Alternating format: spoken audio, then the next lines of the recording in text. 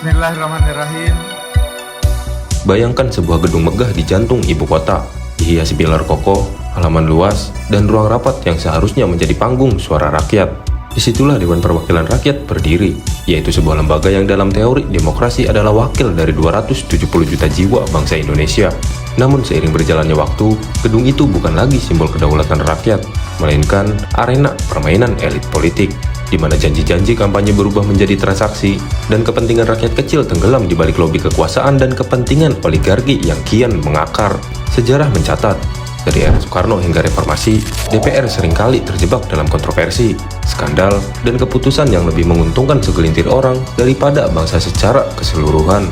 Apakah ini sekadar kelemahan manusiawi para politisi, atau memang ada sistem yang sengaja dirancang untuk melanggengkan kekuasaan mereka? Bersama Ruang Retrospektif, kita akan menyelami sejarah panjang DPR di Indonesia, dari mimpi idealis hingga realitas bobrok yang membuat rakyat bertanya, siapa sebenarnya yang mereka wakili?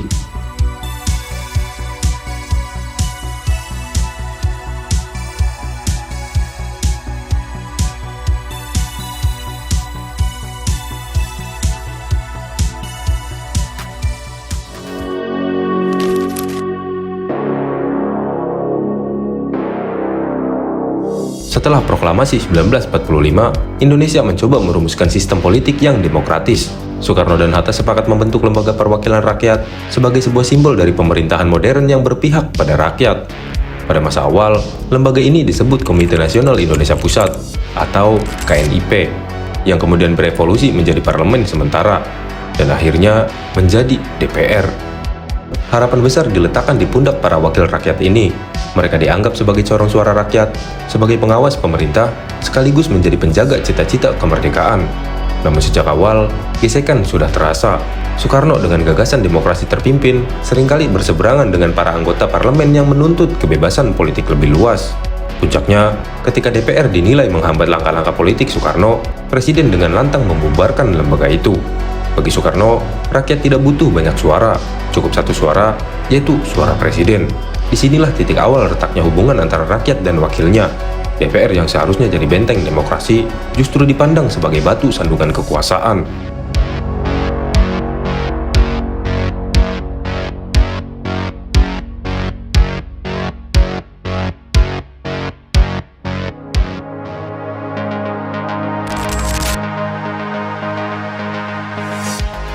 Ketika Soeharto naik ke tampukan kekuasaan pasca 1965, DPR kembali dibangkitkan. Namun kali ini dengan wajah yang berbeda. Secara formal DPR berdiri kokoh sebagai lembaga legislatif, tapi secara praktis, ia hanyalah stempel politik Soeharto.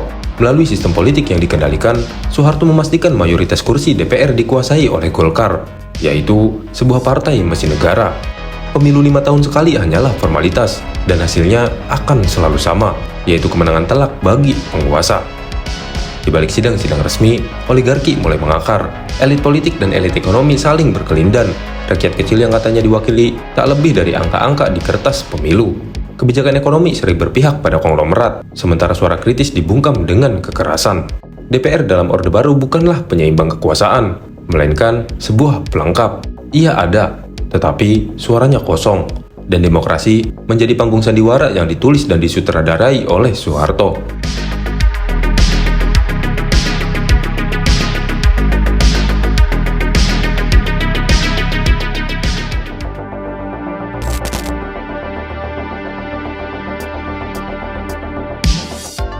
Tahun 1998 menjadi titik balik. Reformasi menumpangkan Soeharto, dan DPR tampil sebagai salah satu simbol perubahan. Gedung parlemen yang dulu menjadi saksi aksi mahasiswa, kini dihuni oleh para wakil rakyat yang katanya lahir dari era baru demokrasi. Sistem multipartai dibuka, oposisi pun dihidupkan, dan DPR kembali punya taring untuk mengkritik pemerintah. Harapan mempuncak, akhirnya suara rakyat akan benar-benar didengar.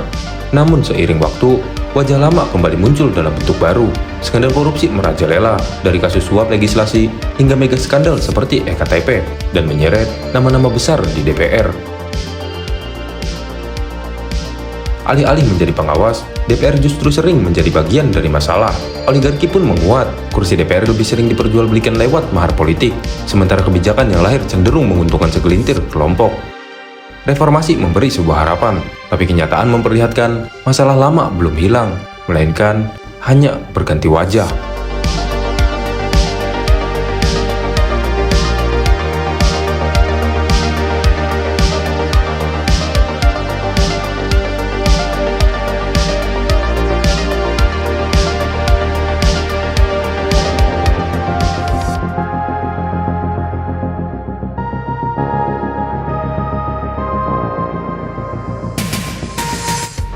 Sejarah panjang DPR di Indonesia menunjukkan sebuah pola yang berulang. Lembaga yang seharusnya menjadi wakil rakyat berkali-kali terjebak dalam permainan elit. Dari era Soekarno yang membubarkannya, Soeharto yang menjadikannya boneka, hingga era reformasi yang penuh skandal, DPR jarang benar-benar berdiri tegak sebagai penjaga kepentingan rakyat. Kini rakyat Indonesia berhadapan pada kenyataan pahit. Suara mereka hanya dibutuhkan saat pemilu, sementara setelah kursi diduduki, kepentingan bergeser pada elit, oligarki, dan transaksi politik. Pertanyaan besar pun muncul, apakah DPR masih bisa menjadi corong suara rakyat atau selamanya menjadi panggung elit yang sibuk bermain? Inilah wajah bobrok demokrasi kita, dan mungkin inilah ironi terbesar dari sebuah bangsa yang lahir dengan semangat, dari rakyat, oleh rakyat, dan untuk rakyat.